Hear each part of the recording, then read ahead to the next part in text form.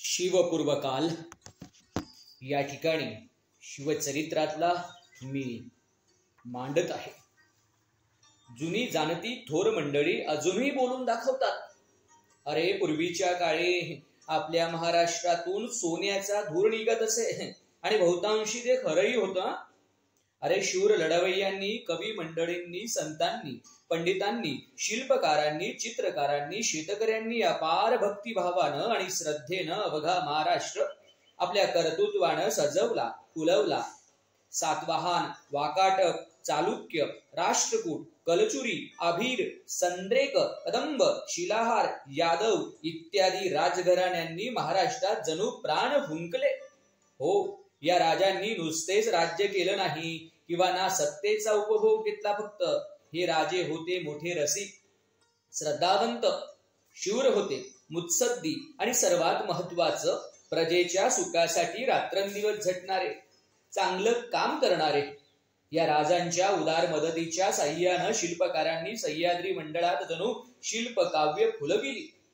वेरूळ येथे कैलास लेणे साकार झालं, तर तिकडे अजिंठा लेण्यांमध्ये चित्रकारांनी अभिजात चित्रांचं जणू प्रदर्शनच अभिनव पद्धतीनं मांडलं।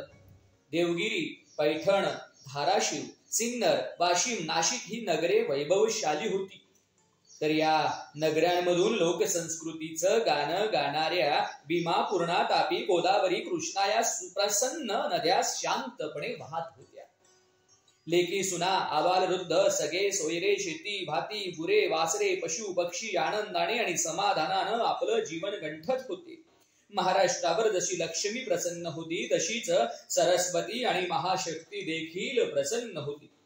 विद्येच्या आणि प्रतिभेचा उत्कट आणि अत्युत्तम आविष्कार ज्ञानेश्वरांच्या रूपामध्ये येथील नेवासे या गावामध्ये उदयास आला।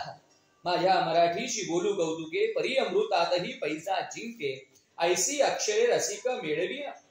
भगवद्गीतेची सोनेरी पानं वाऱ्यावर उडत होती। नेवासे येथे प्रत्यक्ष ज्ञानेश्वरांसमोर बसलेली लहान थोर मंडळी तान भूक हरपून तल्लीन झाली, अमृतना भावामध्ये भिजून चिंब झाली। ज्ञानेशाच्या वाणीनं अवघा महाराष्ट्र जणू कृतार्थ झाला, पावन झाला। ईश्वरनिष्ठांची ही मांदी याडी वाढत होती आणि प्रेमाच्या आणि एकात्मतेच्या तत्वज्ञानात अवघा महाराष्ट्र तल्लीन झाला होता। अखिल विश्वाच्या कल्याणासाठी ज्ञानेश्वरांनी देवापाशी पसायदान मागितलं। ज्ञानेश्वरांच्या हृदयाची ही विशालता वेगळी होती। स्वतःसाठी काहीही मागितलं नाही, विश्वासाठी शांती आणि समाधान मागितलं। केवढी ही उच्च कोटीची प्रार्थना! अशी प्रार्थना ना आतापर्यंत झाली असेल, ना पुढे भविष्यात कदाचित कधी होईल। महाराष्ट्र म्हणजे महंत राष्ट्र, महंत म्हणजे थोर। त्यावेळी महाराष्ट्राची राजधानी होती प्रतिष्ठान, म्हणजे आत्ताचं पैठणवर।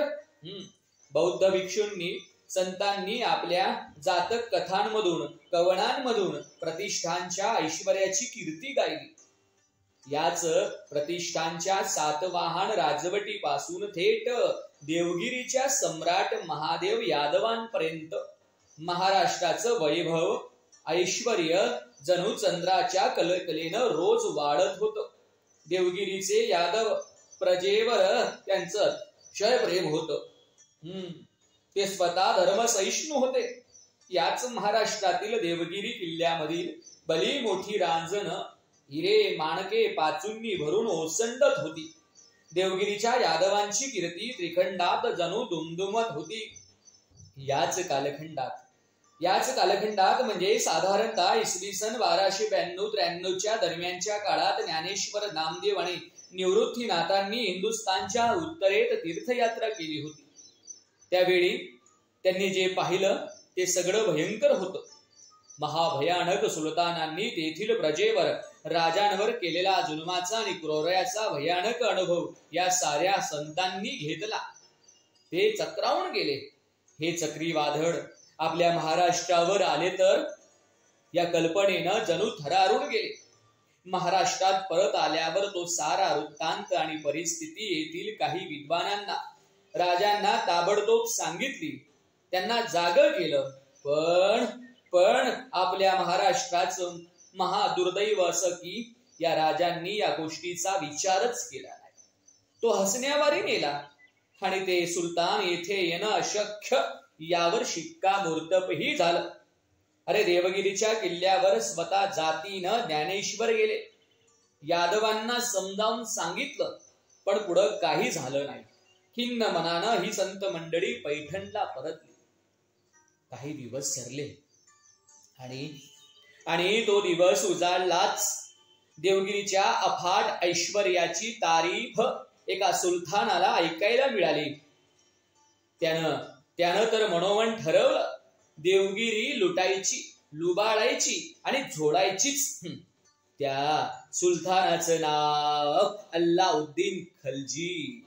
त्याच्या क्रौर्याची कीर्ती येथं महाराष्ट्रात देवगिरीवर उमटू लागली. तशी देवगिरीचा राजा रामदेवराव आता खडबडून जागा झाला. त्याला देवगिरीचं आणि महाराष्ट्राचं भीषण भविष्य दिसू लागलं. राजा रामदेवराजाने खूप विचार केला आणि सुटकेचा एकमेव मार्ग सापडला. तो म्हणजे बिनशर्त माफीनामा अल्लाउद्दीनकडे पाठवायचा. मी तुम्हाला शरण येत आहे, मी तहास तयार आहे, असं पत्र खिलजीकडे पोहोचलं. त्याला महाआनंद झाला. त्याच्या सैन्यामध्ये जल्लोष झाला आणि देवगिरीचा अनभिषक्त सम्राट खुद्द रामदेवराव यादव हे अल्लाउद्दीनच्या छावणीमध्ये दाखल झाले आणि बिनशर्त शरण गेले. हा अपमान देवगिरीचा नव्हता, तर अवघा महाराष्ट्राचा होता, भारत वर्षाचा होता. तेथून महाराष्ट्राच्या वैभवाला जे ग्रहण लागलं ते लागलंच. हरे पुढे कित्येक वर्ष सोसायचा होता आता फक्त आणि फक्त निभीड अंधार. अतिशय खिन्न होऊन रामदेवराव देवगिरीवर परतले. त्याच वेळी एक बातमी थडकली. आपले चिरंजीव युवराज शंकरदेव यादव मोठं सैन्य घेऊन देवगिरीस मदतीला येत आहे. अर्थात ही बातमी अल्लाउद्दीनला समजली. तो चरकला, पण घाबरला नाही. त्यानं चक्क जिहादची तयारी केली. अगदी त्याच वेळी अल्लाउद्दीननं एक अफवा पसरवून दिली की माझ्यासाठी दिल्लीहून प्रचंड मोठं सैन्य येत आहे, ते लवकरच देवगिरीवर येऊन धडकेल. झालं. रामदेवराव घाबरून गेले आणि शंकरदेवाला अल्लाउद्दीनशी लढाई न करण्याची आदेश दिले. आपला अल्लाउद्दीनशीही तह झाला आहे, तो निघून जायला तयार आहे, तू परत जा, असा निरोप दिला. आणि तिकडे विपरीत घडलं. अल्लाउद्दीननं जिहाद पुकारला आणि तो शंकरदेवावर उलटून चालून गेला. शंकरदेवही अटईतटीने लढू लागले. अखेर तो दिवस उजाडलाच. तो दिवस होता 6 फेब्रुवारी 1294.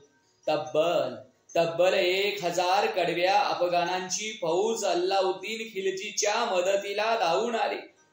शंकरदेव यादव जणू थिजून गेला. काय करावं, कोठे जावं, काहीच सुचेना. यादवांचं सैन्य घाबरून दाही दिशांना पडू लागलं. जे जगले वाचले ते सुदैवी, उरलेल्यांची कत्तल. प्रचंड पराभव देवगिरीनं भरल्या डोळ्यांनी पाहिला. अखेरपर्यंत रामदेवराव शंकरदेवाच्या मदतीसाठी आलेच नाही. ते अफवांना घाबरले. ते जर आले असते तर अल्लाउद्दीन खिलजीचा पराभव अटळ होता. काय झाले कोणास ठाऊक. महाराष्ट्राचं दुर्दैव हो, महाराष्ट्राचं दुर्दैव, दुसरं काय. अल्लाउद्दीननं शंकरदेवाचा पाठलाग केला नाही. त्याऐवजी त्यानं देवगिरीचा वेढा बळकट केला. रामदेवानं देवगिरी वाचविण्यासाठी अल्लाउद्दीनकडे तहाची मागणी केली. झालं. देवगिरीचं वैभव खालसा झालं रे, खालसा झालं. तहात काय काय गेलं.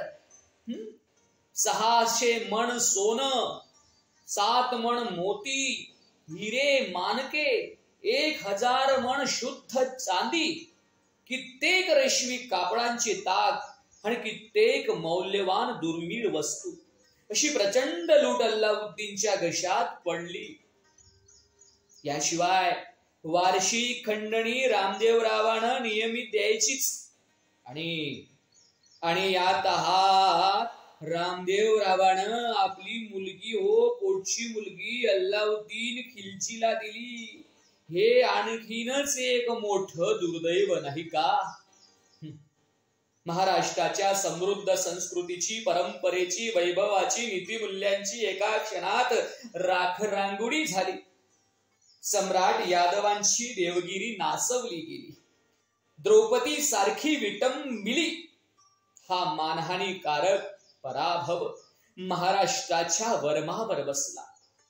कारण हा पराभव होता गाफीलपणाचा, हा पराभव होता पळपुटेपणाचा, हा पराभव होता वेकडपणाचा. खुद्द आपल्या पराक्रमी पुत्राला मदत करण्याऐवजी रामदेवराव किल्ल्यातच बसून राहिला आणि पोटच्या मुडीला शत्रूच्या छावणीत पाठवून देवगिरी वाचवली. रामदेवराव शत्रूंशी लढता लढता मरण पावले असते ना तरी एक वेळ चाललं असतं. पण हे कसलं नेभरट नेतृत्व, याचे दुर्गामी परिणाम महाराष्ट्राने पुढे कित्येक दशके भोगली सोसली. प्रत्येक वर्षी रामदेवराव अल्लाउद्दीन खिलजीकडे निमूटपणे खंडणी पाठवीत राहिला. महाराष्ट्राचं वैभव रीत होत होत आणि जनतेमध्ये सहन करण्याचे कोणतेही त्राण आता उरलं नव्हतं. महाराष्ट्राचा दशावतार कधी संपणार असं जनतेला वाटत असतानाच त्यांच्यावर आणखीन एक मोठा घाला पडला आणि कटू प्रसंग त्या महायुद्धातल्या जखमांपेक्षाही महाभयानक महाराष्ट्राला सहन करावा लागला. 25 ऑक्टोबर 1296. अखिल विश्वासाठी पसायदान मागणारे ज्ञानेश्वर महाराष्ट्रावरील संकटाने पार खचून गेले होते, थिजून गेले होते.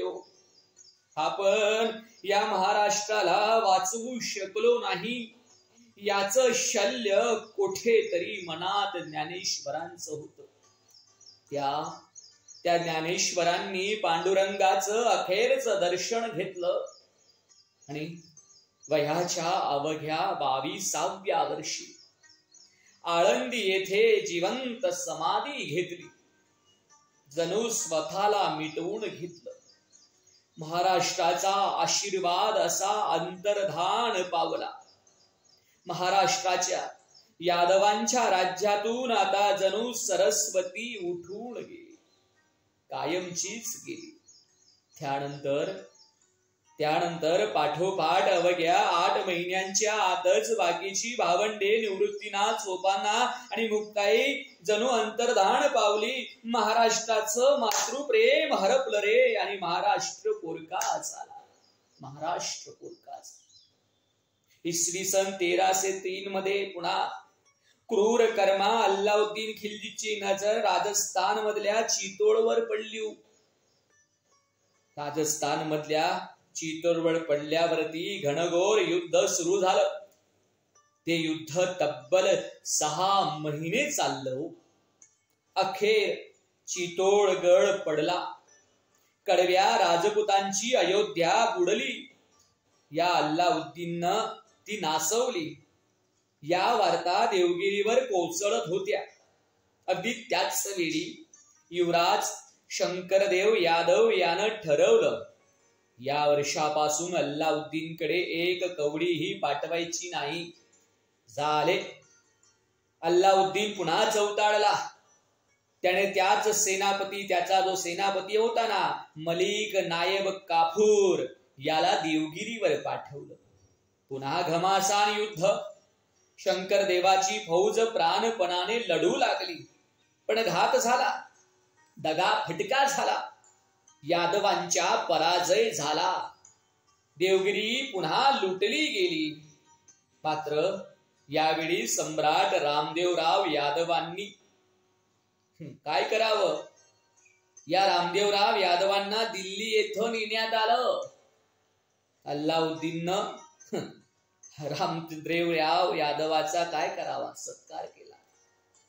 स्वतःच्या महाराष्ट्राशी दगाबाजी केल्याबद्दल सत्कार रामदेवरावाचा अल्लाउद्दीननं केला. महाराष्ट्राची झालेली बेइज्जत तब्बल 6 महिने रामदेवराव दिल्लीत होते हो. ते महाराष्ट्रात पुन्हा आले आणि पुन्हा प्रतिवर्षी खंडणी पाठवू लागले. आपलं दुर्दैवच आहे, दुसरं काय.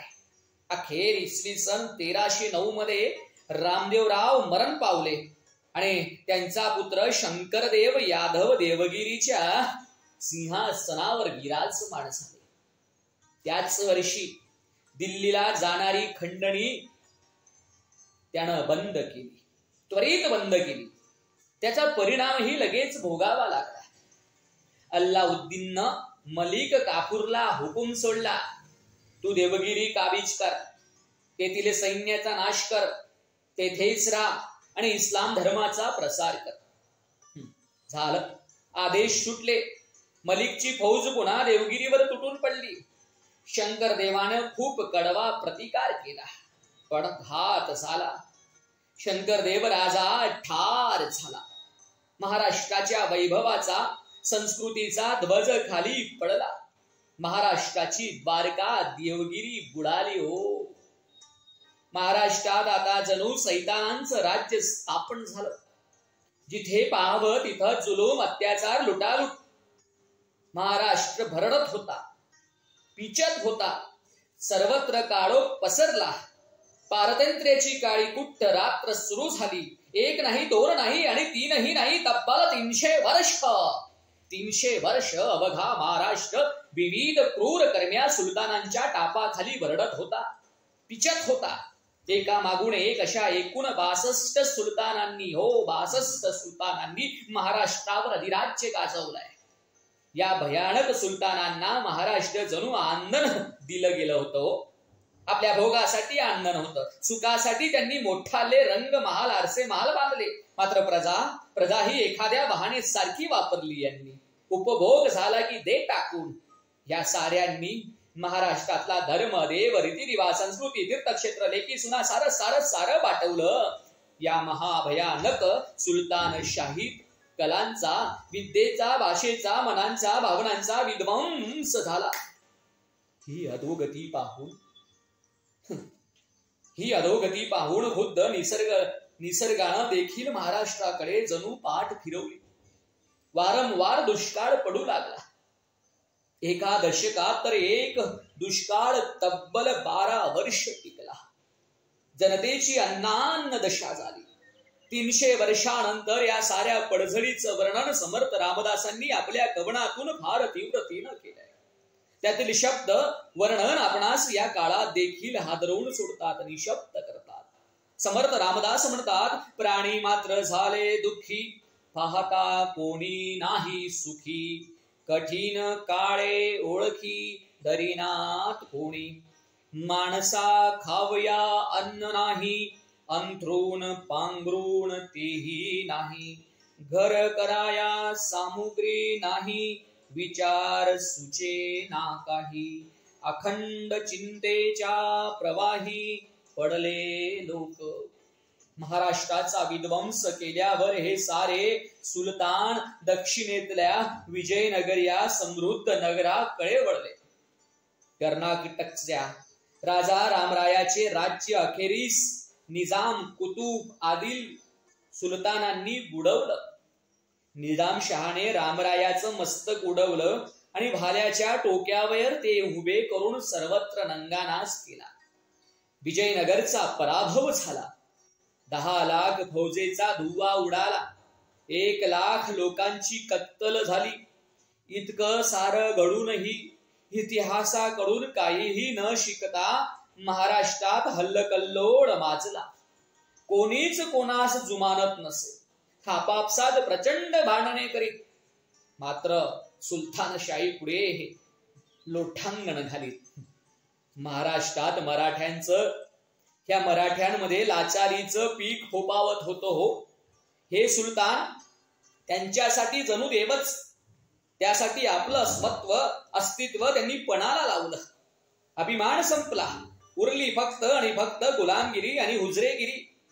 या मराठ्यांच्या अंगात तर हत्तीचं बळ आणि मनगटात प्रचंड ताकद.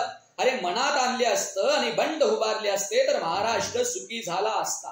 स्वतंत्र झाला असता, परंतु आपला स्वाभिमान, आपला पराक्रम बादशहाच्या पायाशी ठेवणाऱ्या या वीरांकडून अपेक्षा तरी काय करणार?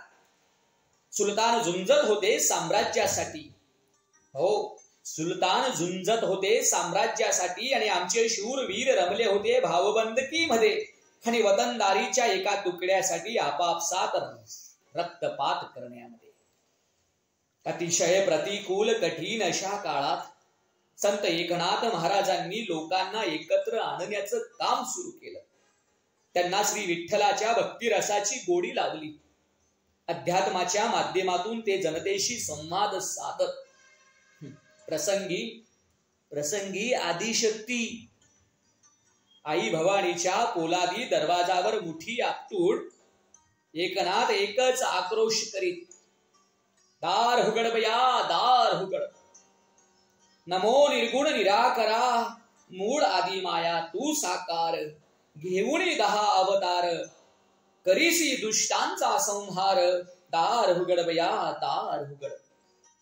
महाराष्ट्राच्या सर्व देवतांना, आदिशक्तींना त्यांनी जणू आव्हानच केलं. नाथांचा तो आक्रोश, ती संवेदना, वेदना देवाच्या गाभाऱ्यात उमटत होती. समितल्या वाती जणू फडफडू लागल्या. नाथांची हाक गाऱ्हाण ऐकून ती देवता प्रकाशमान झाली. 16व्या शतकाच्या उंबरठ्यावर प्रकाशाची एक तीव्र तिरीप आली. अवघा गाभारा उजळून निघाला. नाथांची हाक तिनं ऐकली. घंटानाद सुरू झाला. यापुढे काही मंगल घडणार आहे याचे संकेत नाथांना मिळाले.